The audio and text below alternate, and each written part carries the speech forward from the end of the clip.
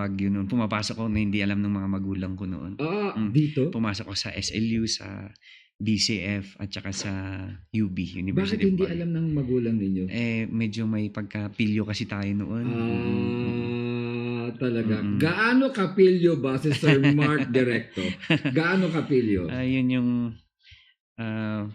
talagang mapapagalit ko yung mga magulang ko noon sa Talaga? kapilyuhan natin noon. Hindi naman yung puro panganay ang inuuwi nyo sa bahay nyo. Hindi naman. Hindi sa ganong kapilyo. Talagang, talagang nagagalit sila. Nagagalit. Mga, knowing pa ang mga ibaloy, very patient yan. Hindi masyado nagagalit. So, nagagalit mga iba. Talaga. Okay. Sige. Hindi na natin pag-uusapan kung ano yung mga kapilyuhan mo dati. Ang importante, yung ngayon. Tapos, I heard po, you are a leader of a church. Yes. Yes po. Before. What year po yan? Kayo, what year did you accepted Christ in your life? 2007. Tagal na. Matagal na. Talaga. So, how was it po? Maganda naman, talagang napakaganda sa pakiramdam. Yes. Natigil lahat ng mga kalokohan natin, yung mga bisyo natin. At napakagaan sa pakiramdam. Yes. Dito pala yung totoong buhay. Yeah, totoo yan. No? Ang sarap ng feeling. Yes, totoo. Actually, mga kaanyang, let me talk to our audience. Ay, wala yun, nag-move ng camera. Mamaya ko kayo kausapin. Ayan. Ang mga kaanyangay, it's about time that we need someone to lead us in our city na God-fearing, na center ang God. It's about time. I don't know if that is your advocacy o yun yung center ng campaign po ninyo. Pero ako, naghahanap ako ng someone who will lead us, center po yung faith. Yes. Kailangan natin yan. Totoo po yan kasi if you have the spirit of fear of the Lord, dyan nag-umpisa yung wisdom. Yes. Kasi totoo. ako po, wala po ako talaga. Oo. Wala talaga. Pag tinignan mo yung grades ko noon, talagang hindi maganda. Wala, galing lang talaga ako sa basura noon eh. Pero, sobra naman yung basura. Totoo po. Waste segregation ba? Pinagalingan natin. Wala nang silbi ang buhay noon kasi actually na-try natin, nabili natin lahat ng klase ng kasalanan noon. Let's hear your testimony. Alam mo po, people love, people love yung mga bumangon sa pagkakamali nila. Could you give us a sample sa testimony po ninyo? Dumating po yung punto noon, dahil actually 8 years old pa lang ako na tikman ko na ang alak. Hala. 12 years old na tikman ko na. Kali Shandy ba ito? Hindi lang Kali Shandy. Ang alak na yan. Talagang mga heavy talaga. Oo, heavy. Yan yung kaya nating tikman lang noon eh. Last 12 years old, natikman na natin ng Mary Jane. Then 16, yung talagang mas malalim na klase ng illegal drugs. Wow. Is it because of the environment? Oo. At saka yung mga influence din ng mga nakakasama natin noon. Talagang mapapasama ka kung ano yung ginagawa nila. Yun din ang gagawin mo. Sometimes kasi talagang yung influence ng environment natin. Sometimes we have to choose friends talaga natin. Sabi nila, who you are right now are the circle of friends and your companies 10 years before. Pero kayo po ay inaccept nyo si God noong 2007. At 180 degrees talaga ang buhay ninyo. 360. 360 talaga. 360. Nako, doble pa pala. Sa bagay ako 180 kasi kung minsan nadadapa pa rin ako. Yes, 360 talaga. Sino po ang nag-joke sa inyo na paano po na-accept si God? Si Christ sa buhay niyo? Yung first na negosyo po natin noon sa Lacandula, pinahintulutan na mabankrupt. So, nag-abroad ako. Pumunta ako ng Dubai. May kapatid naman ako pumunta rin ng China. So, parehas kaming bumalik dito sa Pilipinas. Siya, nakita ko may dala-dala na siyang Biblia. Ako parehas pa din yung buhay natin. In-invite niya ako na pumunta ng China. Doon ko nakilala. At doon ko sa China? Sa China. So, Filipinos yung nag-invite sa inyo doon? Yung kapatid ko mismo.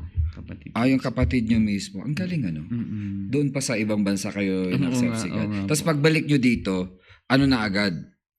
Paano kayo naging church leader?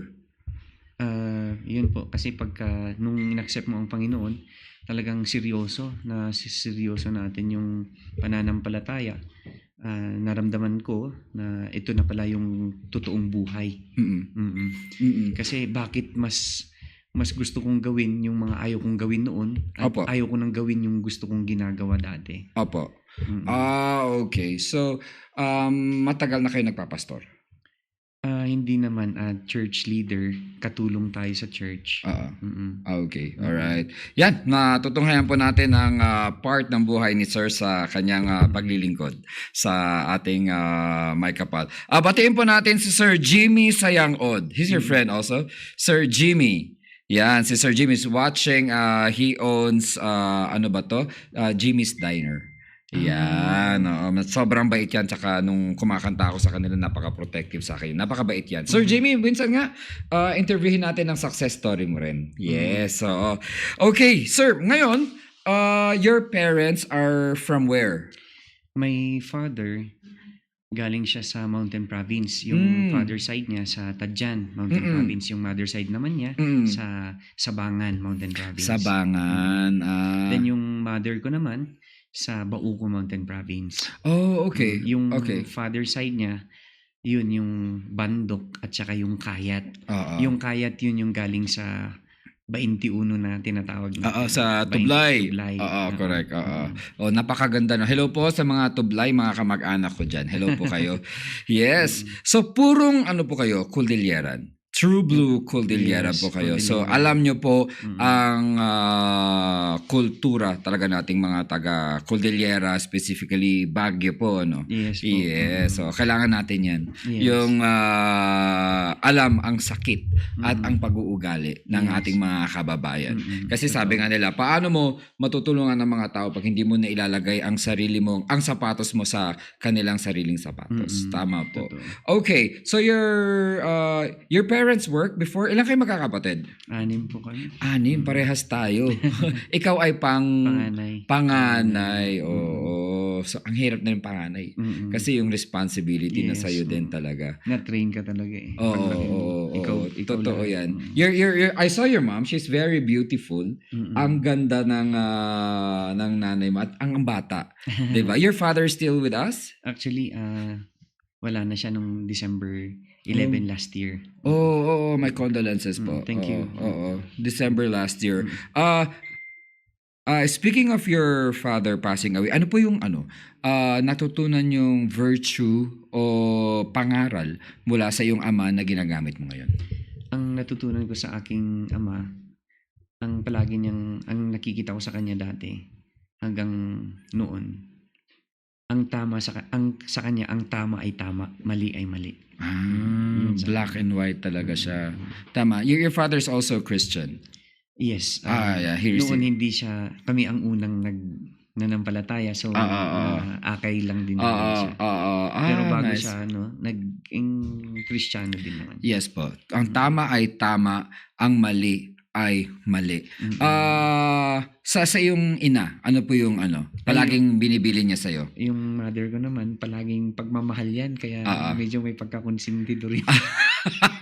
Sobrang pagmamahal yan sa mother namin. Maaari ba natin sabihin kung ikaw ay nahalal na susunod na alkalde ng Baguio, maaari natin bang pagsamahin yung value ng iyong ama at iyong ina, ang tama at mali ay mali, pero meron kang consideration depende sa sitwasyon dahil sa pagmamahal? Tama. Kasi dyan tayo galing. Kagaya nung na umpisan natin ang tinuturo ng mga magulang natin at saka sa spiritual family natin na kailangan talaga yung paglilingkod. Kasi pag naglingkod ka sa tao, paglilingkod din yan sa Panginoon. Totoo po yan. Yeah, totoo po yan. Bakit po at paano po pumasok sa inyong puso na gusto nyong mag-serve as a public servant po? Wag muna nating wag muna nating pag-usapan kung anong posisyon. Pero ano pong nag-udyok sa inyo kung bakit gusto nyo magsilbi sa publiko? Okay. Way back 2018, nagkaroon po tayo ng vision. Nagkaroon tayo ng vision dito sa ating syudad na na-align siya dun sa pinagkatiwala sa atin na foundation nung 2015 na nagkakandak tayo ng mga humanitarian programs kagaya ng medical mission, dental mission, tsaka feeding program and scholarship programs. Kaya nagkaroon tayo ng vision noong 2018. Actually, 2019 pa sana yung plano ko noon. Opo. Ngayon, na pinigilan ako ng father ko. Sabi kasi ng father ko noon, sabihin na lang natin, sige sabihin natin na nanalo ka na. Kaya mo ba na 24/7 ang tao sa bahay ninyo? Yun yung sabi niya. Bilang isang ama, concerned siya sa kanyang anak at saka sa family ng kanyang anak. Kaya nabanggit niya na yun. Pero ako syempre, ang laki ng respeto ko sa aking mga magulang. Kaya sinunod ninyo yung payo ng ayong naman. Pati nung 2022, hinarang niya ako doon sa, actually naka-ready na kami sa convention center noon. Noong 2022? 2022. Pinuntahan niya ako doon sa amin, 3 o'clock in the morning. Napigilan niya ako. Wala pa rin akong magawa. Pinuntahan kayo. Kasi dapat mag-aano ka. Pero sabi ko naman, nung 2023, 2024, nabanggit ko naman sa father ko na ito na kasi ang buhay natin, yung maglingkod talaga. Totoo po yan. Na pag naglilingkod tayo, doon tayo nagkakaroon ng ligaya. At doon tayo sumasaya. At nagkakaroon tayo ng encouragement sa ating ginagawa na ito. Tama po. Tama. So you filed your candidacy for mayor this time. Yes. Dati po mayor po ang target natin. Mayor talaga. Mayor talaga. Bakit hindi konsehal muna? Pagka sa konsehal, actually nagsasabi sa akin bakit hindi muna sa barangay tanod, hindi barangay council or kapitan o kaya councilor. Opo. Nakita ko po kasi dito na pagka legislative, part ka ng legislative body or legislator, hindi mo ma-implement agad-agad, wala kang executive power para ma-implement mo yung mga programs mo. So, dito ko napansin, dito ko nakita, dito ko natutunan na dapat executive power ang makuha nating posisyon. So, pagka mayor dapat. Tama. Para ma-implement natin yung mga programa po natin. Correct. It's a bigger platform po sa inyo. Tama po. What is faith a qualification po sa pagtatakbo ng position sa government? Yes, for me, yan po talaga number 1 yung faith natin. Faith. Kasi kung wala kang faith without action is dead. Yeah, totoo yan. Totoo yan. Sinasabi yan sa New Testament natin. Faith without action is dead. Tama po yan. Yung hindi lang sabi ka ng sabi, pero kung wala kang ginagawa sa yung pinipreach o sinasabi, it's dead. Toto. Alright, mga kaanyangay, andito pa rin tayo sa hottest podcast ng Baguio City, The Anyangay with Bench. At nandito po tayo sa isang gustong maglungkod sa ating bayan ng Baguio City, si Sir Mark Andrew Bandok, Director. And please share po ang ating podcast for tonight. Just go to Fridge TV and hanapin nyo po yung nagla-live doon, then i-share po natin. Yes, para marami po tayong masasabihan ng magandang aral, values at good news. At syempre malaman po natin ang advokasya ni Sir Mark dito sa atin. Yes, Sir Mark, tuloy-tuloy po tayo. Sa tingin niyo po, ano po ang views ninyo sa controversial tree cutting activities ng developers dito sa Baguio? Hindi maganda. Hindi maganda. Dapat magtanim pa nga ng mga puno eh. Gusto ko, sabi ko, nagkaroon dun sa program, hindi ko lang nailagay dun sa platform natin. Apo. Yung more than 100 square meters na property, pwede natin silang encourage, bigyan natin ng isang seedling para itanim nila sa bahay nila. per 100 meter. 100 square meter. Square meter, oo. Gano'ng kalaki? Okay, 100 square meter, oo. Or 200 square meter Oo. para mas maluwang. Oo, totoo Pwede yan. naman. Tama. Oo. So you have a good advocacy po sa environment natin. Yes, Pag-usapan po natin ang iyong pamphlet o ang iyong polyeto. Ano po yung mga una sa mga advocacies po natin? Ang number one na nailagay po natin, yung pag-demolish natin sa illegal drugs, pag ituloy natin na i-demolish yung illegal drugs, yung illegal gambling. Kasi yan po, actually yan ang isang sumisira sa isang tao o sa isang pamilya, sa isang relationship. Yeah, totoo. Totoo. Because coming from your testament, alam mo po kung gaano ka destructive at saka kung anong ginagawa talaga ng droga sa buhay natin. Tama po. At least you preach kung ano po yung natin. You do what you preach, 'di ba? Oo. Tapos ano pa yung mga advocacies natin? So fight against drugs. Yan, totoo yan. Naalala ko nung high school ako sa DWHB sa may Assumption. They have a very good cause for fight against drugs po. Oo. Sa tingin niyo po, marami po bang lumalaganap na mga prohibited drugs dito sa lungsod natin? Yes, hindi po maiwasan. Mayroon po pa din yan. Kaya meron din po tayong solusyon nang sa ganun ma-encourage natin, mahikayat po natin yung mga kababayan natin na hindi na sila magsugal at hindi na sila gumamit ng mga illegal na droga. Ito po yung mga proyekto natin dito sa program natin. Actually, ang city natin, Sir Ridge, ang city kasi natin, dating cleanest and greenest city in the Philippines, dumating na yung time na hindi na siya. Alam niyo po kung bakit, dahil po sa number 1, yung basura, number 2, yung usok ng mga sasakyan, number 3, yung sa sewerage system natin. Kaya gumawa po tayo ng study para sa ganun ay masolusyonan itong problema natin dito sa ating city.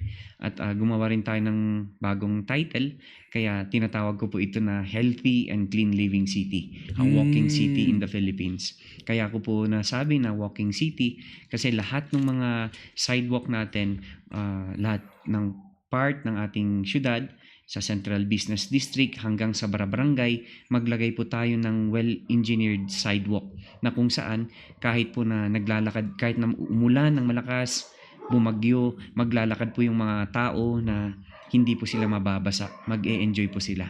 Wow. Napaka po 'yun. Napaka first world tignan yung mga ganun. Tulad sa pag-travel natin sa ibang bansa, ganun po talaga.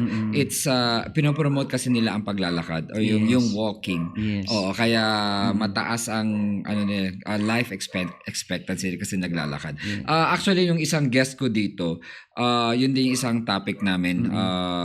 Tapos sabi niya, napakaliit ng Baguio para mag-taxi from Abanao papuntang SM. And it's walkable. Yes, bakit sila tinatamad?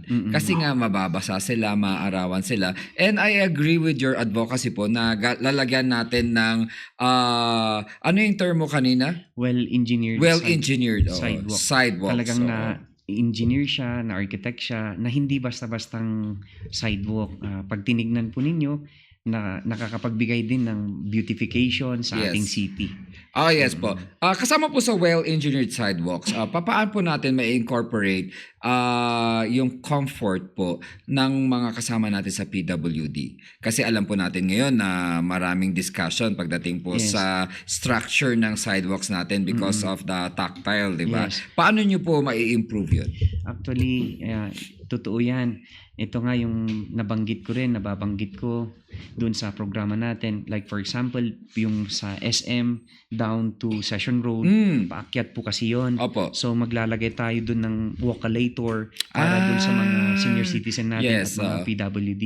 Tapos kung yung paakyat naman, pwede rin nating lagyan ng elevator. Totoo yan. Exclusive lang sa mga PWD tsaka senior citizen. Napakagandang proyekto niyan. Tsaka I'm sure pag-uusapan ng Baguio niyan. 'Di ba? First yan sa lungsod ng Pilipinas. 'Di ba? Very nice. Do you drive? Yes. Do you drive? And ako kasi I hate going out every Sundays kasi traffic, pati Yes. Sabado traffic. Mm. At isang mga reklamo ng mga kababayan natin dito sa Baguio is yung mabagal na pag-usod ng mga sasakyan. Tapos kapag pedestrian ka naman na hindi ka sumasakay o syempre traffic, yung iba naglalakad na lang. Usok naman ang kaharap nila, 'di ba? It's not healthy for the Totoo. Oo, saka yung stagnant cars, nag-i-emit talaga yan ng malaking carbon footprint sa Totoo atin. yan. Ano po yung kung kayo po ay nahalal na susunod na alkalde natin, ano po yung advocacy ninyo pagdating sa traffic po? Yes. Nakita rin po natin yung isa sa mga problema natin dito sa ating syudad, kagaya nga po niyan, yung heavy traffic, meron din po tayong solusyon dyan. Nakita ko po, ako po mismo, taga Baguio tayo, nakita tayo problema, nga uray dito yung barabarangay tayo, nagpa-park po yung mga ibang sasakyan sa gilid-gilid ng kalsada. Minsan pa nga po, gumising ako, nakapark ako sa taas, harap ng bahay mismo yun, tapos may ticket na. May ticket. May minsan may mga nakikita rin ako, napapansin ako, nagkokontra, nag-aaway na yung barangay, yung nanikit doon sa may-ari nung sasakyan dahil doon hindi sila nagkakaintindihan. May solusyon po tayo dito. Dito sa programa po natin, maglalagay po tayo ng multi-level parking sa lahat ng mga barangay nang sa ganun yung mga sasakyan na nagpa-park sa gilid-gilid ng kalsada, doon na sila mag-park. Ganun din po ang gagawin natin sa Central Business District para sa ganun walang nagpa-park sa gilid-gilid ng kalsada. Imagine niyo na lang po, walang nakapark sa Session Road down to Harrison Road, Babanao hanggang sa Magsaysay. Madidecongest po yung mga sasakyan na nagpa-park sa gilid-gilid ng kalsada. Magpa-park na po sila lahat sa multi-level parkings natin. Nag-create na tayo ng income sa ating barangay, sa ating city. Nakakapagbigay pa siya ng employment sa mga kababayan natin. So, yun po yung isang nakikita natin na solusyon dito sa heavy traffic natin dito sa ating city. Meron din po tayo katuloy nito from Marcos Highway straight to La Trinidad, maglalagay din po tayo ng Skyway. Ito po kasi feasible naman po kasi ito. Yung iba nagtatanong sila, magagawa kaya natin yan? Pwede po natin gawin ito mga kababayan. Yung i-implement lang po natin ito. May pondo po yan, pwede po tayong makakuha ng funds sa national or may mga makukuha po tayong mga investors from foreign countries. Willing po sila na tumulong dito sa ating city kasi nakita nila napakaganda mag-invest dito sa ating city. Alam niyo po, ang ating city ay summer capital of the Philippines. Kung bakit po tayo maglalagay ng Skyway? Dahil may mga kababayan din po tayo na taga Mountain Province, taga Benguet, yung outskirt ng city natin. Dito kasi sila dumadaan sa service road. Pagka nagkaroon po tayo ng Skyway, dito na sila dadaan, madidecongest na yung mga sasakyan dito sa Central Business District. Yung dumadaan dito sa service road, dito na sila dadaan. So, na-decongest yung mga sasakyan dito sa Central Business District. Nakatulong pa tayo sa mga kababayan natin sa Mountain Province, Benguet at outskirt ng ating city. Nakapagbigay pa ng income, nagbibigay pa ng trabaho. That's true. It's a very good idea. Yes. Let's say it's a very ambitious idea, pero it's doable naman. Doable. Oo. So you have a vision for that. From Marcos, saan mag-umpisa sa Marcos Highway, sir? Dito po sa Green Valley. Sa Green Valley. Tapos sa baba naman, dito sa may part ng Cannon Road, pwede rin sa Cam 7. Pwede. So magsasalubong 'yon. So dalawang entrance noon. Nakausap ko na rin po yung mga may-ari ng lupa. Ang bilis. Ang bilis talaga. Actually way back 2016, doon natin nagawa yung concept. Yes. Ito, kasi naalala ko noon, nabubulag yung mata nung kapatid ko sa Europe. So tinakbo ko dinala ko yung gamot niya na Laminine, naalala ko Laminine. Hindi ko siya naabutan dito sa bus station. Kaya tinakbo ko ang Cannon Road na wala naman sa Apa nyo nga sinurot. sinurot ko, napatarayak napaspas. When? Kat nakita ko, napaspas unay DJ nga taray ko. Correct. Mabalin mo't gayam nga tarayon ti kastoy nga travel time. Yes. Ngem kas ano nga aramiden daytoy nga kapaspas nga safe dagiti motorista. Isu DJ na concept tayo ti Tunnel Expressway from ang Cannon Road kasi nasa 32 to 34 kilometers from Baguio to Rosario. Yes, and po. sa Marcos Highway, magdagdag ka lang ng 14 kilometers. Tapos ang biyahe natin dyan, ang normal na biyahe nasa 30 minutes to 80 minutes. Pag nasa taas tayo ng road. Yes. Pero pag Tunnel Expressway, gano'n po iikli? Yung sa Tunnel Expressway, dun sa FS po natin, sa feasibility study, naging 18 to 22 kilometers with 3 bridges. At yung 30 to 80 minutes, naging 10 to 15 minutes na lang siya. Wow. Actually, pag umikli ang biyahe natin, mas bibilis ang ekonomiya natin. Yes, tama. Actually, nakita po natin, ang dami pong mga naa-aksidente dito sa Cannon Road at saka sa Marcos Highway. Lalong-lalo na pagka bumabagyo, umuulan ng malakas. Prone po kasi yung lugar natin ng landslide. So, pagka nagawa po natin yung Tunnel Expressway, makakaiwas yung mga motorista natin sa aksidente, nakakapagbigay rin ng income sa government natin, nagbibigay din ng trabaho sa mga kababayan po natin. Yes po. Actually, mga kanyangay ko, wag po tayong matakot pumasok sa mga Tunnel Expressway dahil ito yung safest way and fastest way po ng transportation. Sa ibang bansa nga, dumadaan ka pa sa ilalim ng dagat. Tama. Oo. Diba? In fact, naiwan na nga po tayo sa technology. Pero kaya naman din po natin gawin dito sa ating city. Nakita ko po, na-observe ko, mababait, masisipag, matatalino din ang ating mga kababayan. Kaya kayang-kaya rin po natin gawin yon, itong mga programa po natin dito sa ating city. We just need someone brave enough and very innovative tulad po ninyo to do that. I remember back in 80s. You remember Jun Labo? Yes. Yes, ganun yung vision niya. Pero yung sa kanya naman, maglagay ng cable cars. Going, feasible naman eh. Feasible. Bakit ayaw? Tsaka bakit ang daming kumukontra? Diba? Feasible naman siya. Naku sir, sana matuloy yun. Oo, sana matuloy yung vision tulong po kasi noon, especially may mga kababayan tayo dito sa Mountain Province, dito sa Benguet, hindi lang sa Baguio, hindi lang sa mga turista, yung mga nagde-deliver ng kanilang mga produkto kagaya ng gulay, ma-lessen yung travel time, mapapabilis at hindi madangay madadakal pi man timula da gaputi init because tibayag init. Totoo yan. Totoo yan.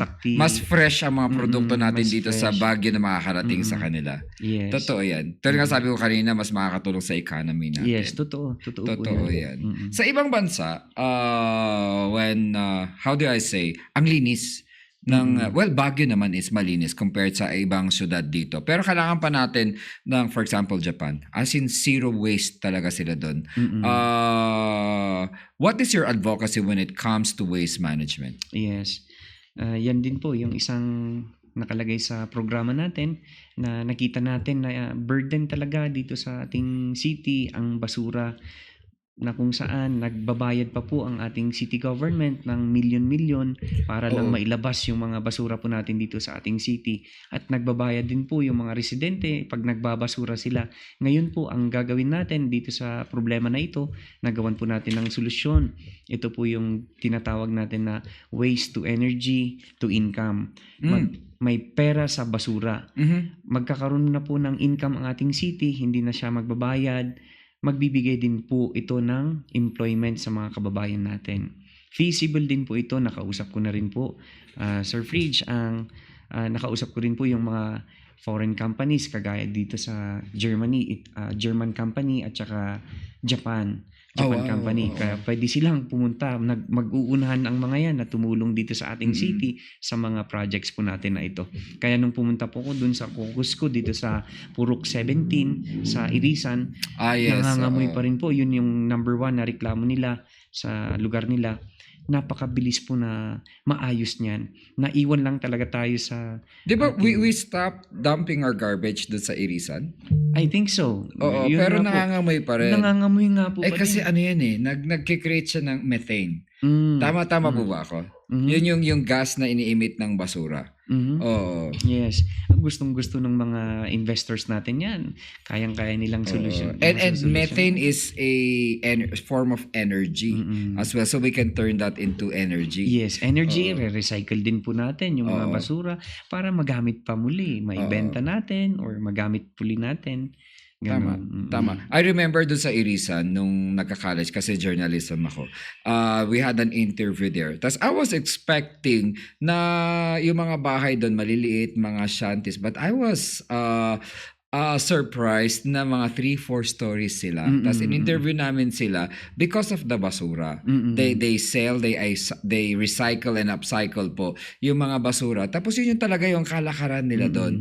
And then bumaba nga yung ekonomiya ng barangay na yun kasi nawala yung mga basura. So, syempre hindi na doon nagtatapon, sa iba na natin tinatapon. Wala na silang nakakalakal. Yeah, totoo po 'yan. There is money in garbage po talaga. Especially if we learn yung proper waste management. Tingnan nga yung Japan, 'di ba, yung mga kanal nila. May mga isda. Oo. So kaya natin gawin 'yan sa mga rivers natin, sa mga brooks natin dito sa Baguio. Ang dami nating brooks na mga ganda na namatay na dahil sa mga basura. Ano po yung pananaw ninyo when it comes to sa mga river, natural river natin sa Baguio, yung mga brooks natin? Ngayon kasi, kapag sinabi nating brooks, kanal, ang naiisip ng mga kabataan. But when during my time when I was young, especially dun sa may Brookside area, doon kami naliligo. And I was so sad nung nakita ko na puro basura na siya. Ano po yung natin doon? Maaari natin gawin kung kayo po ang naging next mayor ng Baguio po. Yes. Dito po sa mga problema natin dyan sa mga brooks na yan, yung mga basura, magkukulang po ang basura na magiging gagawin nila sa waste to energy. So, kulang pa ang basura. So, ibig sabihin po nun, mauubos talaga yung basura, ma-maintain yung kalinisan dito sa ating syudad. Yeah, gets ko. Kasi nga law of supply and demand. Kapag maraming supply na kinakalakal, kasi yun na yung pinagkakakitaan nila, kukulangin ngayon. Yes. Tama. And that's, Nagawa rin po nila yan sa Pasig, di ba? Mas malaki po yung ilog nila doon. Nagawa nila. Nalinis talaga nila. Nagkaroon lang unity. Totoo. Ang unang ginawa nila, nag-deploy sila ng malalaking carp. Yung, tama ba yung janitor fish? Nag-deploy sila. Pero, binibingwit ng mga tao doon sa Pasig, yung malalaking carp. Ginagawa nilang, ano na yun? Yung bagoong. Ginagawa nilang bagoong. So, nawala yung mga carp doon. Speaking of, basura. Speaking of bagoong. Napakalaking topic ngayon also sa mga nagka-campaign ngayon or sa Baguio po, ang modernization ng ating palengke. Maraming pro, maraming against, maraming nasa gitna ang kanilang opinion. If you were to be elected the next mayor po, ano po ang stance ninyo when it comes to the modernization of our public market? Sa akin, pumapayag po tayo sa pag-develop dito sa ating public market, pero dapat po manggaling sa pondo ng ating city. Para sa ganun, mag-steady pa rin yung mga kababayan natin. Alam niyo po ba na ang dami ng mga professionals ngayon na dahil sa paghahanap buhay ng mga kababayan natin, yung mga magulang nila sa palengke, dyan na sila nabuhay dyan na sila nag-umpisa. So, dapat sila pa din.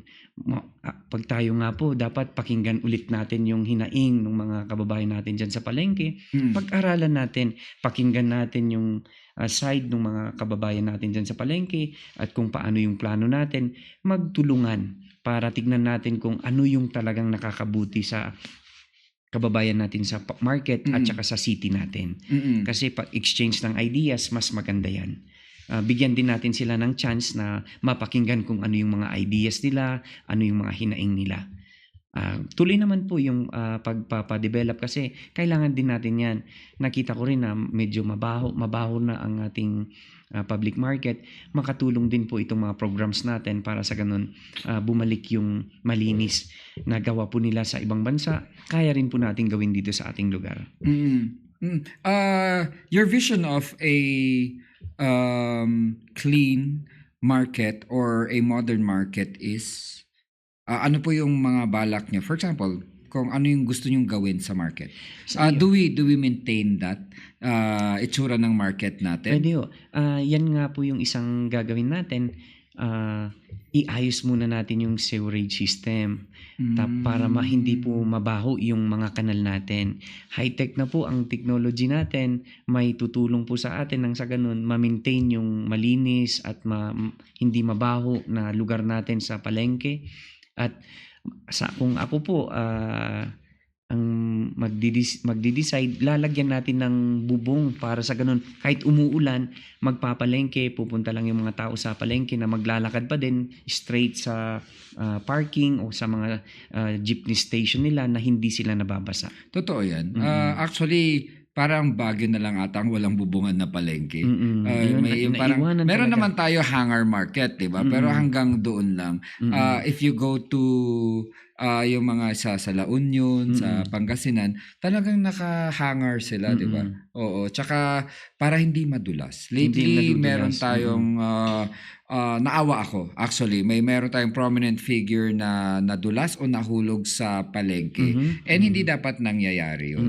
Oo, naawa ako dun sa, actually kumakandidato siya, nadulas siya, and I said na it's time to rebuild the market talaga. Oo, kasi diyan tayo kumukuha ng pagkain natin. Actually, kung mabaho yan, ibig sabihin may bacteria na amoy na pupunta sa pagkain, tas niluluto natin. Tama po. Pagdating po sa I am part of the the cycle ng MSMES. So nagbi-business din ako. Though hindi ganoon kalakihan ng business ko. Marami akong mga kasamahan sa DTI. We're like thousands. We're thousands there. Na umaasa na bigyan kami ng pananaw o bigyan kami ng pansin ng ating gobyerno para ma-improve ang aming mga produkto at para po makakalakal kami ng maayos. Are you supportive of that? Yes, sir. Yes, of course. Of course, I'm so proud sa mga kababayan natin kasi imagine niyo sila mismo, sila ang nag-imbento, sila yung may sarili, talagang original sa kanila yung mga produkto nila, yung MSMES na sinasabi niyo, sir, yung mga micro, small, medium enterprises. Opo. Nakaka-proud talaga sila kasi sariling atin yan. So, dapat mabigyan din sila ng time, mabigyan din sila ng tulong kung ano man po yung pangangailangan nila kasi nababalitaan ko may nakukuha rin silang tulong, nakukuha rin kayo, sir, na tulong from Department of Agriculture. We have from DA. Yes. Na pwede rin naman po tayong makatulong doon. Actually, napakalaki ng pondo ng ating city. Billion po. Pwede po nating magbigay, mag-alat din po tayo dyan. Yes, para sa ganun masuportahan kasi nakaka-proud talaga na Actually may mga funds tsaka may nagbibigay po ng funding ang Department of Agriculture specifically to those who wants yung mga youth natin na gustong pumunta sa farming or agriculture, vertical farming. Sa DTI naman po mga improvement na products natin. And actually yung DTI yung tumulong sa akin. Nagbigay ng fund, and Department of Science and Technology sila yung nagbigay ng machines namin. Kasi dati palakpakan po nga lang palakpakan po natin DTI at saka Department of Agriculture. DA, yes. Saludo po kami live sa na live. Actually, ang dami nating guest ngayon sa show. Napakasaya. Hello po. Commercial tayo. Hello po sa mga friends natin. Yung mom po ni Sir Mark. Tapos yung mga friends natin from Pampanga. Hello po. Ano po ang Kapampangan ng magandang gabi? Maya Pabengi. Maya Pabengi. Hello po sa inyong lahat. Magandang gabi. Ang alam ko lang sa Kapampangan is Kaluguranda ka. kasi dahil sa kanta, kaluguran, kaluguran. Napaka-romantic. Kayo po ang French cuisine ng Pilipinas. Yes. Huwag po magagalit ang mga kababayan natin, pero paborito natin ang Cordilleran food. Yan. Mamaya pag-usapan natin ang Cordilleran food. Hello po sa mga kapatid natin sa Pampanga. Yan. I'm sure nanonood sila ngayon. Umaabot tayo hanggang Hong Kong sa ibang bansa. Yung mga OFWs po natin, nanonood po sila. Okay. Yes, ako po, when I was studying, kasi nga na pag-usapan natin kanina, I don't think so kung on-cam or off-cam. 6 kayo magkakapatid. Tapos kami din 6 kami. Tapos my father died at an early age kasi. So ako po, naging working student ako since high school till college. Mahirap po mag-aral, especially sa murang edad na kailangan mong paaralan ng sarili mo. Kasi gusto kong tumulong sa family namin. Siyempre si ate, si kuya, nag-aaral na ng kolehiyo at ayoko naman mag-stop kasi may mga pangarap din ako sa buhay natin. Naranasan ko po kung gaano kahirap mag-aral na pinapaaral mo ang sarili mo. Totoo. Kung kayo po ay naging alkalde ng bayan ng Baguio, ano po ang advocacy natin doon? Yes. Dito po sa ginagawa natin sa foundation natin, meron po tayong scholarship program. Totoo po yung sinasabi ni Sir na ang hirap talaga mag-aral kung walang sumusuporta sa'yo, kung ikaw mismo, pero challenge sa mga kabataan natin. Ngayon yan yung isang programa natin na gusto natin lahat ng mga kabataan natin dito sa Baguio City ay makapagtapos sa kanilang pag-aaral. Bawal ang taga Baguio na kabataan na hindi makapag-aral. Kasi nga sabi nga nila, ang kabataan ang pag-asa ng bayan. So, china-challenge ko rin sila, Sir, na kung makapagtapos man sila, hindi naman in-encourage natin sila na mag-aim pa sila ng mas mataas. For example, ang kurso nila is teacher. Makapagtapos sila, hindi lang sila teacher, magkaroon sila ng sariling school. Kung sa medicine naman, magkaroon sila ng sariling hospital. Hindi po imposible yon kung pataasin pa natin, encourage natin sila, support natin sila. Kasi nangyayari talaga yon. At saka isa pa, nakita ko rin dito sa ating city, dito sa ating syudad, wala pang pinanganak talaga na lumaki mismo dito sa ating city. Walang pinanganak mismo dito sa ating city na naupo pa sa Senate, sa Office of the Vice President, Office of the President. In-encourage natin yung mga kabataan natin na time will come, the next generation, sila din maupo rin sa Senate at mag-lead din sa ating bansa. Maaari, pwede pong mangyari yun. Pwede po talagang mangyari yun. Malay mo, through your education advocacies, manggagaling ang susunod na presidente dito. Malay mo, kayo yun. Diba? Or malay mo, ang maraming possibility kapag tayo ay nakatapos ng pag-aaral. Yes. Totoo po yan. Napakagandang advocacy po niyan. Speaking po for education din po, syempre kailangan kumayod din natin, especially sa ating mga sa pamilya po natin, sa family po natin. At sometimes po yung iba hindi na nakakalabas ng bahay nila with a lot of reasons. Maaring meron silang kapansanan, yung mga ganun. And isa po sa mga mahilig akong gawin is yung mga home businesses po. Yung mga nasa bahay lang ginagawa yung mga businesses kasi mas madali, walang masyadong upa. Yung mga livelihood programs po natin. Marami po na existing ngayon but they need more improvement po. Matanong ko kayo, Sir Mark, paano po natin may improve ang livelihood programs natin sa ating mga sariling pamamahay at mga barangay? Ma-improve po natin yan by supporting them. I-support po natin sila at i-connect natin sila sa mga malalaking kumpanya o mga companies na willing din tumulong para sa ganon maayos at mapaganda pa ang kanilang livelihood sa kanilang mga barangay o sa kanilang mga tahanan. Tama po. Isa po sa mga issues ngayon natin sa ating mga kabataan ay regarding sa mental health po natin. And maaari po narinig natin o siguro naman narinig natin mga kaanyangay na trigger warning lang po. Maraming pumanaw dahil sa mental health issues, 'di ba? Napanood natin sa mga videos kung papaano sila naapektuhan ng mental health. Maraming nag-suicide. Yung mga ganun, sunod-sunod sila nag-suicide because of that. And isa po yun sa mga aking katanungan. At papaano po natin mapapalapit at mapapaigi ang wellness tsaka health ng mga taga-lungsod ng Baguio kapag kayo po ay nahalal na alkalde natin? Yes. Ipopromote po natin itong magandang program natin na instead na malulong sa anumang bisyo ang mga kabataan natin, yan po ang isang dahilan kaya hindi sila nakakapag-aral. Yan ang isang dahilan kaya nasisira ang kanilang buhay.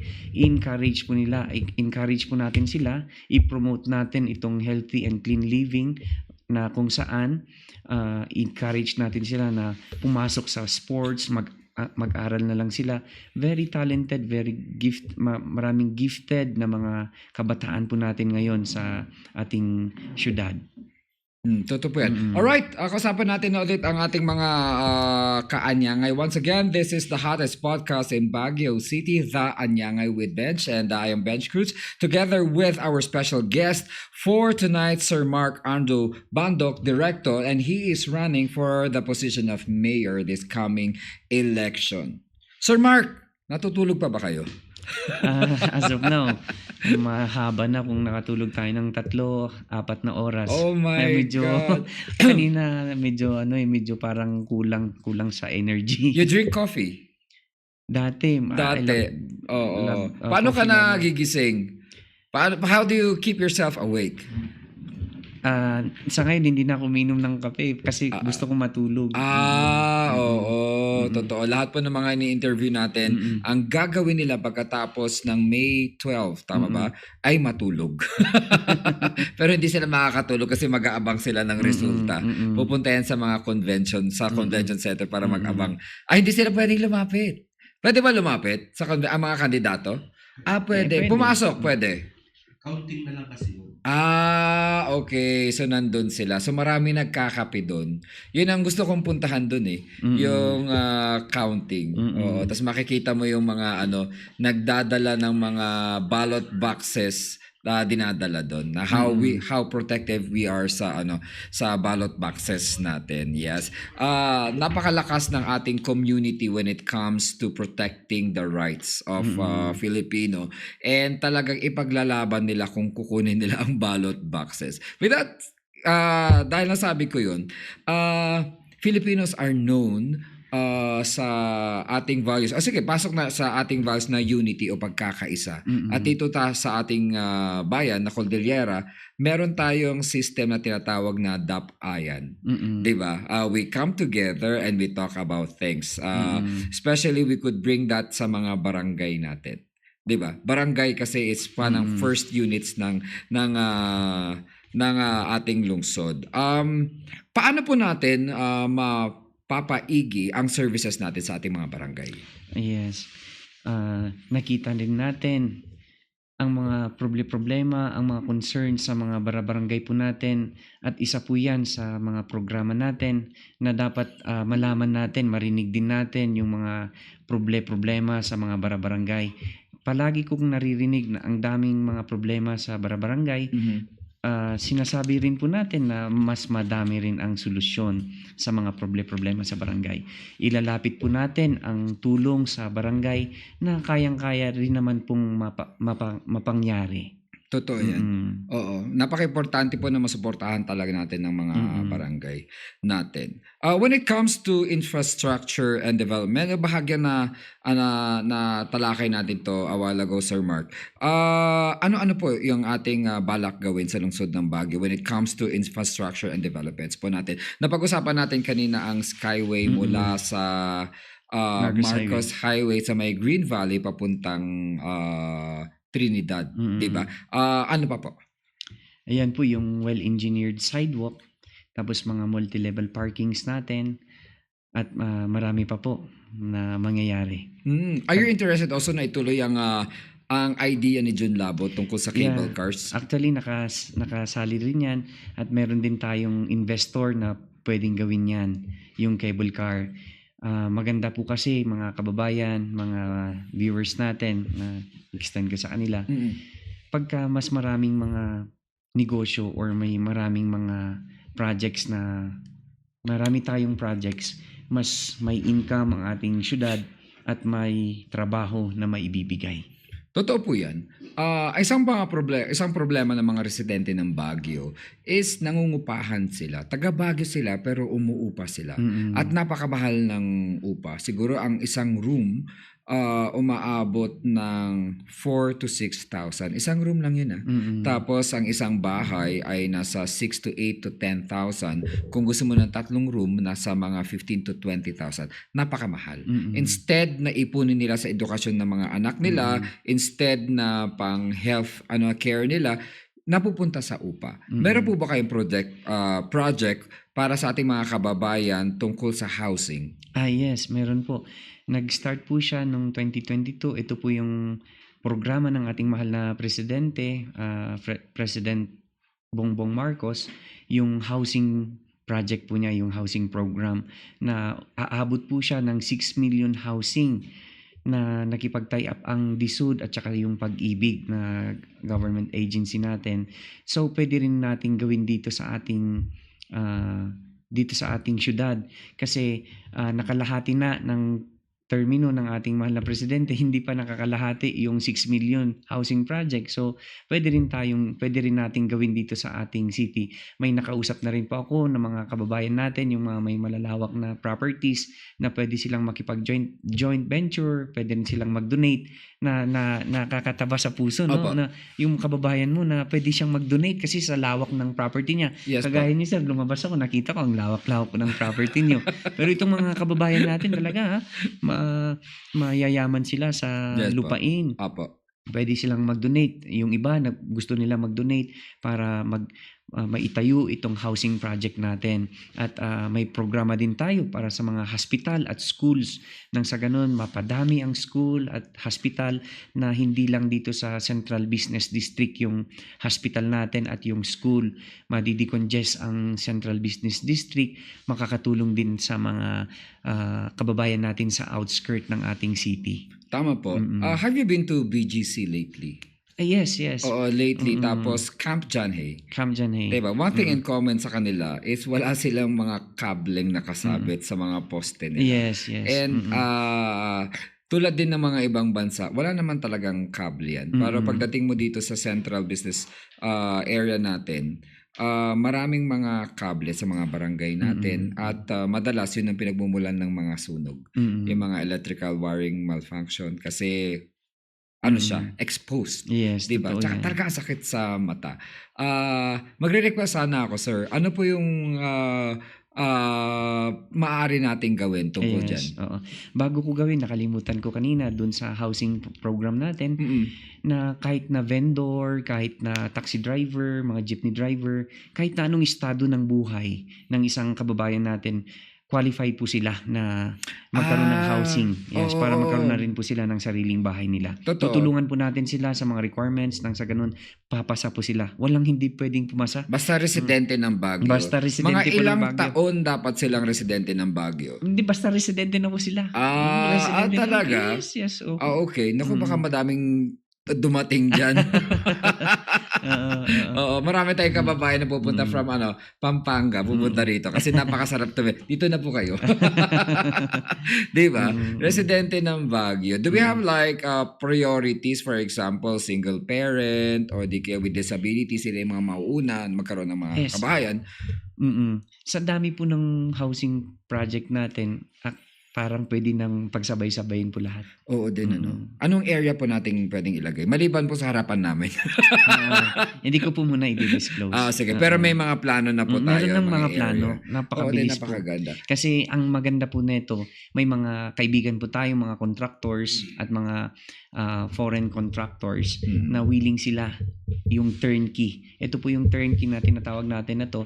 Bahala na sila. Papatayo nila yung mga housing natin na hindi pa tayo magbabayad. So these are vertical housing? Yes. Pwede rin po condominium style. Oo, parang HBD, Housing Building Development sa ibang bansa. Oo, hindi naman siya yung mga tenements kasi siya. Actually, maganda yung ginawa ng mga former presidents natin dito. Gumawa sila ng mga tenements. Pero nga lang, pag sinabi mo kasing tenements ngayon, hindi siya ganun ka safe tirahan. Kasi nga, hindi selected yung mga nakatira. I think feasible naman yan dito sa Baguio. Kasi mababait naman ang mga taga Baguio. Kasi yung mga tenements sa ibang lugar pinugaran ng drugs, yung mga ganun. Yun na siguro yung medyo ingatan natin na mangyari. Oo. That's napakaganda yan, high rise. Maraming matutuwa. Totoo. Oo, lilista na kami. Pwede po. Lilista na kami. Tama po. Sir Mark, when it comes to transparency sa ating gobyerno. Pag-usapan naman natin. Baka makalimutan ko. Sige po. Yung dun sa sinasabi nyo sa cable wires, may tinatawag po tayo na spaghetti wires. Ito po yung mga kable-kable natin, yung mga kable ng kuryente, na kung prone kasi tayo dito sa ating lugar, yung bagyo, itong typhoon. So, ito po yung nagkukos ng aksidente din. Kung sumabog yung transformer, natumba yung poste, naputol yung kable, magki-create po siya ng aksidente at magkukos yan ng brownout, malawakang brownout. Nakausap ko po ang isang director natin sa Bineco, nabanggit po niya na may pondo pala yan. Ngayon, yung pag-implement na lang. So, yan nga po yung palagi nating sinasabi na marami po tayong kaibigan, may mga gustong tumulong para sa ganun ma-implement po natin itong programa natin. I-underground po natin yung mga lahat ng kable dito sa ating city para makaiwas sa aksidente, at the same time mas magandang tignan kaysa yung nakalaylay da lang ngay dita dagiti kabkable tayo tapno sumabay tayo mo tapno maranasan natin yung maayos din na lugar natin dito sa Totoo yan. Ang nakikita na lang natin is yung street lamps. Hindi na street lamps plus kable. Oo, totoo yan. Tsaka maganda talaga tignan. It's good for our tourism din. Yes, totoo po. Ano pang pananaw natin sa turismo ng Baguio? Ay, nako. Ang ating city, alam na po natin yan na ang city natin is the summer capital of the Philippines. Hindi mo maiwasan, hindi mo mapigilan na ang daming dumarating ng mga turista. Opo. Oo. Marami talaga. Yun din yung isang yung over-influx natin. You think it's good na madaming turista dito o nawawalan na ng hindi man kasiyahan, nawawalan na ng gana ang mga taga Baguio na lumabas para mamasyal? Kasi naririnig natin yan, madik nga rumaro, nagadumot ti tao or traffic, diba? Hindi na sila nag-i-enjoy. Oo. Sa tingin ko po, pagka na-implement po natin itong mga programa natin, mas masaya, hindi po tayo magrereklamo, open po tayo sa mga turista, willing tayo na dumating ang ating mga turista, kasi may naririnig na rin po ako ng mga turista sa baba na ayaw na nilang umakyat dito sa atin dahil nga sa heavy traffic, medyo madumi na. Pero pag naayos po natin itong syudad natin, mag-implement po natin itong mga programa natin, mai-enjoy po natin, mararamdaman po natin na gagaan po itong pagstay or pag-akyat ng mga turista dito sa ating lungsod. Yes po. Nabanggit nyo kanina you were playing basketball. You're into sports as well. And there is a clamor right now that Baguio can be a sports centered tourism city po. Yeah. Yan. Ano po yung plano natin regarding that? Yes, we will support yung mga sports natin, like for example yung mga martial artists natin, yung martial arts, lahat po ng klase ng mga sports. Tutulungan, isusupport po natin yan kasi nakarugtong po yan sa ating programa, yung bagong title po natin sa ating syudad, yung Healthy and Clean Living City. Actually, alam nyo, may mga unaware po yung mga kababayan natin na may kandidato po na pwede na silang ma-stroke, ma-heart attack in few days, pero pag naglalakad po sila dito sa ating city, maliligtas po sila sa pahamak yung pangyayaring ito, na ma-overcome nila, na instead na ma-heart attack sila or ma-stroke sila, or magkasakit sila, magiging healthy po sila dahil sa paglalakad.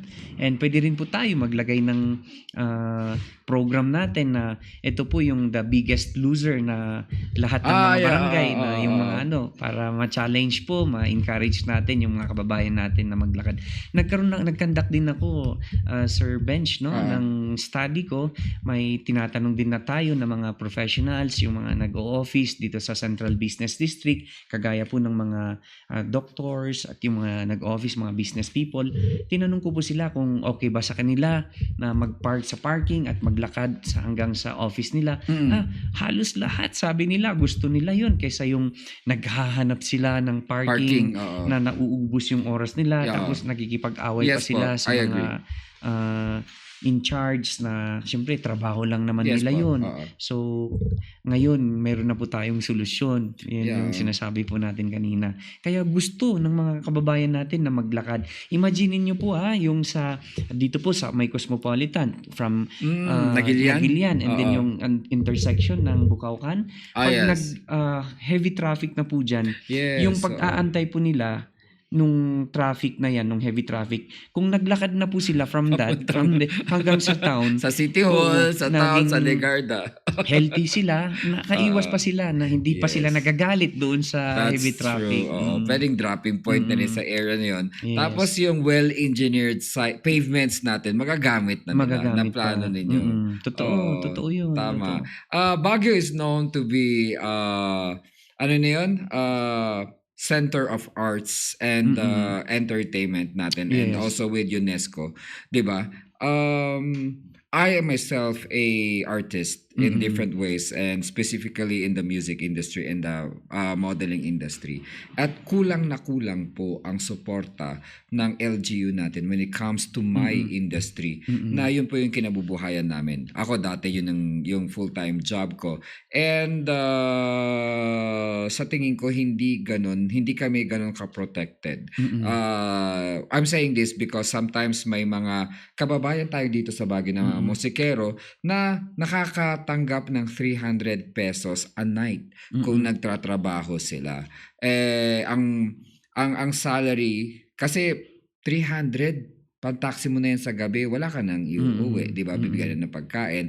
And how will you protect the artists of Baguio? And how can we promote these industries? For example, the pageant industry, the modeling industry, the fashion industry na pinopromote ang ating mga weaves, di ba? And of course, yung mga singers natin na kinikilala na lang sila kapag nanalo sila sa national, tapos doon lang sila sasabitan ng medalya, at hindi sila sinusuportahan sa pag-umpisa ng kanilang journey.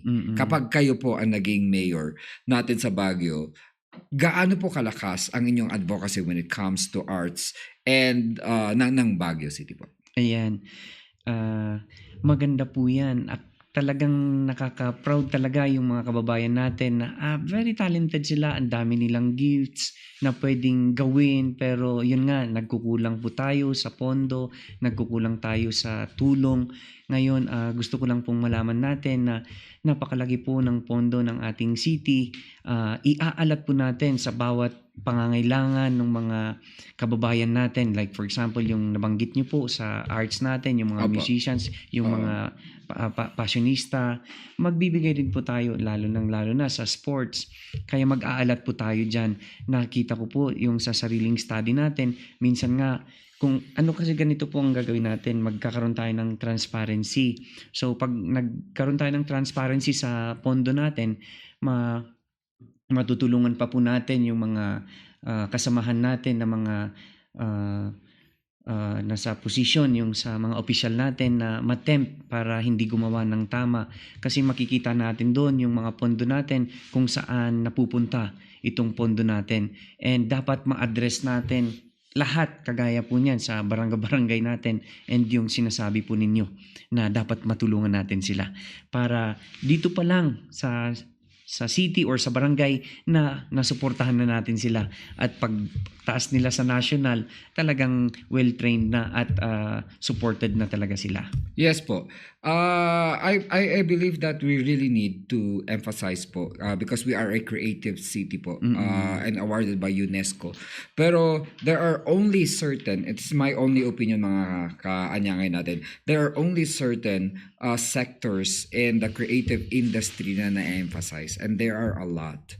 Diba? The weaving, the upcycling. May kakilala nga ako dyan, ginagawa niyang bag yung mga yung straw. hindi yung sir yung sa in can na Cokes yung pin yes. ginagawang bag, Oo, di ba? Ba't hindi natin suportahan at makakatulong pa sa advocacy niyo when it comes sa sa waste management. Yes. Oo. Sa livelihood program po natin. Yes, crochet. Ang dami nagko-crochet dito. Ay, nakita ko nga po yung isang senior citizen natin na tingnan niyo po senior citizen na sila. Gumagawa pa sila. Sila yung mismong gumagawa ng paraan nang sa ganun magkaroon din sila ng sariling hanap buhay. Kaya natatouch yung heart natin, no, na dapat mabigyan Totoo sila po ng yan. pansin kasi yan po yung maliliit, hindi kasi napapansin. So tayo talagang mag-start talaga tayo sa barangay, sa mga maliliit para mapansin po sila. Yes po. Speaking of senior citizen po, ano po yung maaari nating maitulong sa kanila? Sa mga senior citizen po natin, sa akin po talagang mahal na mahal ko po ang mga senior citizen natin. At sinama ko na rin po yung sa mga PWDs natin.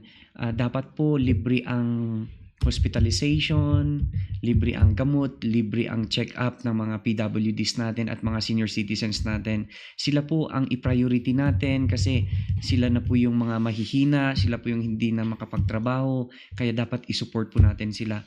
Ako po palagi kong sinasabi, hindi po ako nahihiya, Sir Bench, no, na sinasabi sa publiko, na sinasabi sa Word of God na if we honor our parents, God will bless us. So ako po talagang kinukonsider ko na ang ating mga elders, yung mga senior citizen natin ay mga magulang na po natin yan. Totoo yan. Totoo po yan. So, Saka malaki ang naitulong natin sa atin, sa ating buhay, sa Yes, ating economy, totoo. sa ating Totoo. social life, ang mga senior natin. At kailangan natin silang bigyan ng pansin. Totoo po. Oo, Totoo. din. As well as yung mga youth natin, kailangan din natin silang i-develop po. Totoo, Oo, totoo yan. Sir Mark, we are about to come to the third and last leg ng interview natin kasi alam ko marami pa kayong gustong sabihin. Maybe we could come back again next time kapag kayo na ang mayor. Sana po paunakan nyo kami ng ng interview ulit, 'di ba? We will have the next part of the program is the fast talk. Yan paborito ng mga ating mga kaanyangay po. We will have to be exactly 40 questions to be done in 2 minutes. Alright. Yes po. Sometimes po magpo-pause ako, tatagal siya kung bakit nyo naisip yun. How Baguio you are, yung mga question natin. At mga hindi natin natalakay kanina, maaaring lumabas din dito. Ready na po? Alright. Yes, fast talk na tayo. Ready na tayo sa mga audience. Palapakan po tayo sa mga audience natin. Yes, live na live po dito sa Anyangay with Bench. And nandito po tayo with Sir Mark, Director for the Fast Talk. Ayan, lights off and spotlight on. Yan, wala tayo yan. Matagal ko nang re-request yan kay Direk. Maganda gumagano yung spotlight sa inyo. Okay, ready na po tayo. 40 questions in 2 minutes. City market, modernize or preserve? Modernize. High-rise buildings, yes or no? It depends. Bakit? Yes. Yes, okay. Baguio traffic, discipline or new roads? Discipline. Tourism, limit or let it flow? Let it flow. Burnham Park, commercialize or conserve? Conserve. Tree cutting, okay ba o hindi? No. Airbnb, kailangan ba nating i-regulate or encourage na lang natin sila? Encourage. Water crisis, short-term fix or big solution? Big solution. Ano pa yung solution natin sa water? Yung solution natin sa water, naiwan na tayo sa teknolohiya kaya mahirap yung water natin dito sa ating city. Kasali ba yan sa 2 minutes? Yes po. Hindi kasali yan. Pa yung mga, hindi kasali. Okay lang po. Oo. Alright. So, kasama sa Ay, kasama sa 2 minutes. Oo, yung water kasi natin is problem natin yan eh. Naalala nyo nung nagkaroon ng bacteria yung water system natin, ang daming sumakit ng mga tiyan. Naalala nyo, tinamaan ka ba nun, sir? Ako tinamaan ako doon, 1 week akong nasa bahay. Mahirap. Tsaka it's bad publicity for Baguio. Grabe. So lahat kumita ang mga nagbebenta ng mineral water. Oo. Ano po yung plano natin sa modernization ng water system natin? Yung sa water system po natin, nabisita po natin ang Quirino Hill, yung sa Tapaw. Problema pala nila ang tubig nila doon. So nakita ko po na water delivery yung source ng water nila. So naalala ko lang po nung kami po ay bata sa aming lugar noon, that was 1990s. Pupunta kami sa baba, sa ilog, iaakyat yung tubig sa ilog hanggang doon sa amin. Kaya nakakapag-igib po ako ng more than 50 na housing sa amin, sa houses na sa amin. So yun yung tinatawag namin na pagbubumba, yung di makita. Yung di makita, bubumba, agbumba, ijay karayan, sumang at tidanong kat 1990s di jay. Ngayon po, nasa, ano na tayo, 2025. na. So, napag-iwanan talaga sa technology. Ganun pa rin ang ginagawa nila doon? Medyo nag-improve naman po yung push button na. Push button. Kaya sabi ko, naiwan talaga tayo sa teknolohiya dito sa ating lugar. Na-address po natin yung problema ng mga kababayan natin sa Quirino Hill na nagawan pala nila ng paraan noon pero hindi naman tumagal. Sabi nila nagkukulang ang tubig. Pero sa akin, ang daming daming lugar dito sa ating lugar, dito sa ating city na marami pang source ng tubig. Alam niyo po, masasabi ko po ito kasi doon sa Israel, disyerto po yun. Pero dahil sa technology nila, dahil sa wisdom na ginagamit ng mga Israelis, nagkakaroon sila ng tubig. Sobra-sobra ang tubig nila. So napag-iwanan lang po talaga tayo sa panahon natin. Pwede pa naman po nating maremedyohan yan, masolusyonan yung tubig sa ating lugar. Totoo po yan. Sa ating city. How about having deep wells? Yes, Possible po. well. Ano pong regulation ng deep wells natin? As long na may connect po natin sa Baguio Water District para sa ganun dumami pa yung source ng tubig natin dito sa ating city. Totoo yan. I was I volunteered for some time sa United Nation. One of the programs that we saw there is yung hindi pa uso masyado yung hydroponics. Pero isang water prop to nga sa ibang bansa na disyerto. May bulubundukin, there's a valley, tapos may sa ilan. Ang problema nila water. Alam mo ginawa nila, Sir Mark? Nagtayo sila ng malaking net. Tapos kinapture nila yung moist. Then the moist goes down sa community and hundreds of gallons ang nila, ang nakukuha nila. Kaya ka natin gawin yun dito. Kaya po. Dami nating trees, maganda po yung source ng tubig natin. Oo, tsaka ma-moist tayo dito eh. Tama po. Okay, continue po tayo. Okay. Ito, gusto ko nyo. Baka gusto nyo itong sagot na to. Mining near Baguio, ban or regulate? Regulate. Yes. Strawberry jam or ubi jam? Strawberry. Yes. Public transport, jeepney modernization or hindi pa? Lahat yun papalitan natin. Yung mga jeep natin ng modern jeepney. Pwede rin basta hindi maapektuhan yung mga kababayan natin. Yes. City Hall, clean up or start fresh? Start fresh. Yes. Kung ang Baguio ay magiging isang souvenir, ano yun? Souvenir item. Strawberry. Strawberry.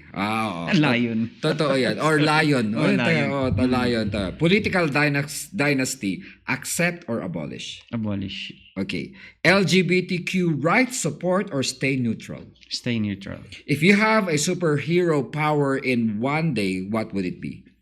Supernatural. Religion and governance, mix or separate? Separate. Indigenous people ng Baguio, okay? Is it a priority or gawin nating partner? Priority. Barangay corruption, expose or forgive? Forgive. Man of faith, forgive. Wiser. Tama. Okay. Business permits, faster or stricter? Faster. Pinikpikan or dinardaraan? Pinikpikan. Ah, yes, I love that, di ba? Youth engagement, TikTok or town halls? Saan natin sila engage? Sa TikTok o sa town halls natin? Town halls? Eto, magugustuhan mo. Town halls. Oh, let's involve them, ano? Oh, to. Magugustuhan mo to. Medical marijuana, yes or no? No. Medical purposes ng marijuana? Yes. Yes. Ako din. Yes, ako. For medical For purposes. for not medical for, purposes Oo, only. not for recreational. Okay. Sunday liquor ban, keep or scrap? Scrap. City taxes, increase or just to adjust? Adjust. Yes, adjust lang. Oo, pababain natin. Pababain natin, please. Of course. Okay, mga local artists natin, we have to fund or to feature? Fun. Eco parks, build more or tama na yun? Build more. Yes. Earthquake readiness, upgrade or pray harder? Upgrade. Yeah. Tree planting, volunteer drive or city law? Volunteer drive. Yes. One government law na gusto niyong tanggalin. City ordinance na gusto niyong tanggalin. City ordinance. Na gusto niyong tanggalin. Pwedeng magbigay kayo ng city ordinance. For example, yung paano ba? Hindi, Yung bawal maraming- mag-cellphone sa daan habang naglalakad, yung mga galon, mga city ordinance. Yung sa tingin yung city ordinance na wala ng silbi ngayon. Yung mga walang silbi, no? Oo. Madami na rin siguro, ano? Oo. Mm-mm. Kailangan na rin baguhin natin or baguhin. i-upgrade natin. Upgrade, oo. Tama po. Okay. Kung ang Baguio City ay merong isang kanta, ano ang title ng kantang yon? Gawis ay Baguio. I love that song. Yes, I love Baguio. Okay. Baguio culture, modernize or preserve? Preserve. Public health clinics or mobile services? Mobile services. Mas mapapalapit nga Mas naman. mapapalapit. Totoo yan. Parking spaces, build more or limit cars? Build more. Night market vendors, more support or more regulation? More support. Okay. Squatters and forest lands, relocate or negotiate? Negotiate. May mga trolls tayo ngayon sa media. Fight or just ignore? Mga trolls, yung mga naninira. Oo, ignore. Cyber transparency, live stream sa city meetings. Yes or no? Yes. Okay. Stray animals, adopt or control? Control. Mental health services, priority ba to o NGO domain? City priority or NGO domain? Priority. Okay. Open spaces, park development or leave it neutral? Park development. Transients na nagbo-boom ngayon, regulate sila or let free market decide? Regulate. Top priority in one day sa City Hall, clean up City Hall or fix traffic? Clean up. Okay. If you lose, will you try again or move on? Try again. Kapag hindi ka tumatakbong mayoral candidate ngayon, sino si Sir Mark Directo? Katulong pa din. Oo. Sarap kasing tumulong. Totoo yan. Nasa service pa rin. Service. Kung meron tao o if someone is going to write a book about your life, ano yung mababasa nila sa mga pahina ng librong yun? Ang daming mga typhoons, mountains, daming mga pinagdaanan, daming pagsubok. Pero dahil sa favor and grace at awa ng Panginoon, nandito pa rin tayo. That's true. Amen ako dyan. Ano po yung cover page ng libro ninyo? Mga picture na makikita nila sa librong gagawin para Sa librong gagawin. Lion and Eagle. Lion and Eagle. That's very interesting. Kasi lion, syempre sa Baguio lion, tas eagle. Bakit po lion and eagle? Kasi they're very strong and they're leaders. Yeah. That's very smart. Lion sa land, tas eagle sa air naman. Ano po yung title ng inyong magiging libro? Ang title ng ating libro? Oo. Kasali ba yan sa 2 minutes? Hindi naman. Ay, hindi na. Hindi na. Anong may masasabi niyo sa ating libro? Para sa akin, Vision. The Visions Vision. of Mark Director. Pwede. Di Thank ba? you. Magandang title. O, maaari tayo makapag-isip din yun. Mm-mm. Okay, so Mark, this camera represents the thousands of Baguio people watching sa atin at ang mga kaanyangay natin.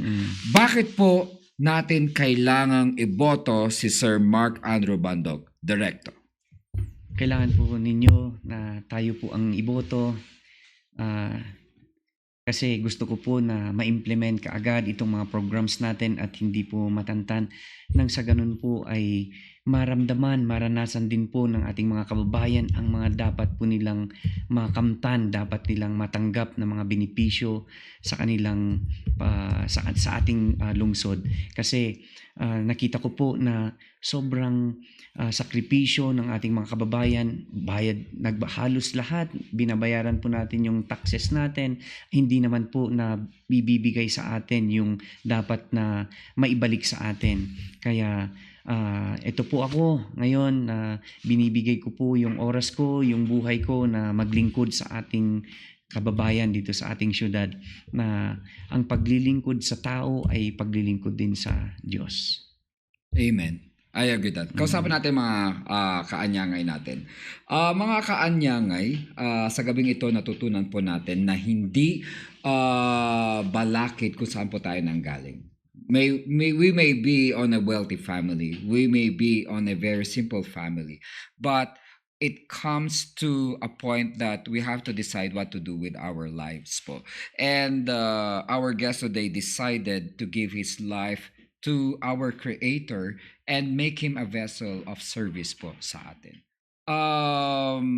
He has done his share when it comes to worldly matters po, but he changed his life 360 degrees, and that is a very good testament po sa atin that we should give ourselves a second chance, and second chances po sa buhay natin ay napaka-importante, at bigyan po natin ang ating mga kababayan ng pangalawang pagkakataon para i-prove ang sarili nila na nagbabago sila at makakatulong po sa ating bayan. Mga kaanyangay, kung hahanapin po natin ang mga salitang faith-centered, brave at visionary sa diksyonaryo, makikita po ang larawan ni Sir Mark Andrew Bandok, Director. Magandang gabi po sa inyong lahat at maraming salamat sa panonood sa Anyangay with Bench. Thank you po. Sir, thank you so much. Thank you so much.